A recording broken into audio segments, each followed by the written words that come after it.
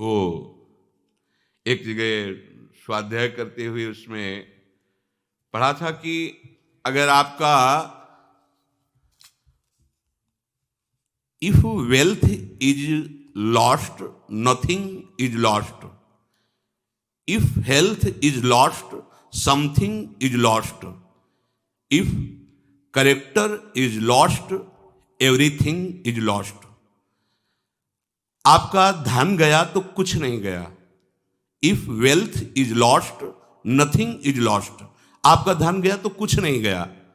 If health is lost something is lost, आपका स्वास्थ्य गया तो कुछ गया। If character is lost everything is lost, आपका चरित्र गया तो कुछ नहीं रह गया, सब कुछ गया।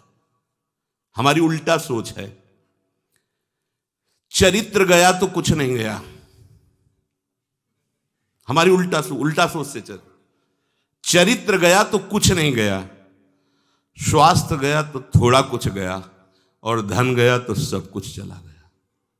और सिद्धांत क्या कहता है? If wealth is lost nothing is lost. तुम्हारी संपत्ति नष्ट हो गई, कोई परेशानी नहीं, कुछ नष्ट नहीं हुआ, तुम्हारी हानि नहीं हुई।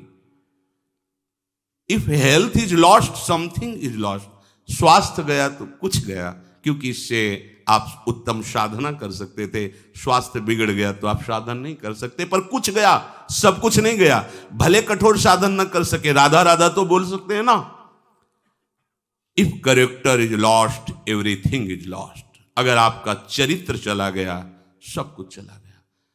आज हमारी स्थिति है कि हम चरित्र पर ध्यान ही नहीं दे रहे।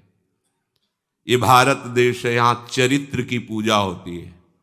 हम राम चरित्र गाते हैं, कृष्ण चरित्र गाते हैं, भक्त चरित्र गाते हैं, और हम भक्त बनना चाहते हैं, चरित्र को हमने भस्म कर दिया।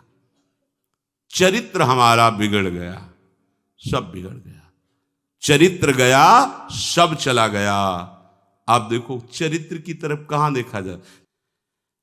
हमारे प्राण चले जाएं पर हम धर्म विरुद्ध आचरण स्वीकार ना करें। हमारा चरित्र पवित्र है। एक बार वाराणसी में एक जज स्वामी थे, उनके दर्शन कराने के लिए एक संत ले गए, तो वो पता नहीं कौन सी स्थिति में रहते, बड़ी जोर से ऐसे कलाई पकड़ी, नवीन अवस्था थी, और उन्होंने अंग्रेजी में यही कहा था कि गुड करेक्टर, जिसका चरित्र अच्छा वही महात्मा, और जिसका, वो अंग्रेजी से बोले थे कि जिसका चरित्र लूज है, बोले हमारे मान्यता में, वो पढ़े लिखे जज स्वामी थे, अंग्रेजी ही ज्यादा बोलते थे। कहा गुड करेक्टर, जीवन भर चरित्र को संभालते रहना, चरित्र ना बिगड़ने पावे। चरित्र बिगड़ गया सब कुछ चला गया। तो जिनकी ये मान्यता है कि धन से ही धर्म होता है, धन से ही भगवान मिलते हैं, धन से ही भगवान की पूजा होती है, तो आप इस भ्रम को छोड़ दीजिए। आपके पास जो कुछ अपना माना हुआ है उसे प्रभु में समर्पित करने से आपकी बात बनेगी।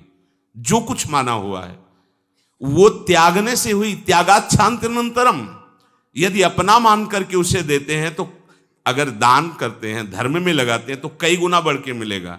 इतने में तो तुम अहंकार नहीं छोड़ पा रहे, कोई गुना और मिलेगा तो अहंकार और बढ़ जाएगा। जैसे गंदे नाली के जल से हाथ को पवित्र नहीं किया जा सकता, ऐसे ही अधर्म पूर्वक, धन की आसक्ति पूर्वक कोई भी किसी भी मार्ग में चले वो भगवत प्राप्ति नहीं कर सकता। उसका महत्व प्रभु के आश्रय पर होना चाहिए। केवल प्रभु की विमुखता से ही ये संसार हमें दुख दे रहा है। इसलिए केवल प्रभु के सन्मुख हो जाओ, तुम स्वतः सिद्ध भगवान के अंश हो। इसके लिए साधना नहीं करनी। तुम भगवान के संबंधी हो, भगवान के बच्चे हो, निज जन हो, इसके लिए साधना नहीं करनी। स्वतः सिद्ध, पिता को पिता कहने के लिए साधना नहीं करनी होती, मानना होता है, और जानना तो मां की कृपा से होता है। ऐसे ही हमें बात माननी ही, जान तो हम गुरुदेव की कृपा से जाएंगे, वो सब हमें समझा देंगे। हमें मानना है प्रभु के सिवा हमारा कोई नहीं। ये हृदय में बैठा लो, ये जन्म व्यर्थ न जानने पावे। साफ साधनाओं की सार बात आज तुम्हें बता रहे हैं। प्रभु का भरोसा, प्रभु की अधीनता, प्रभु की प्रपत्ति, प्रभु का सहारा, प्रभु का अवलंबन, प्रभु की शरणागति बहुत जोर की बात।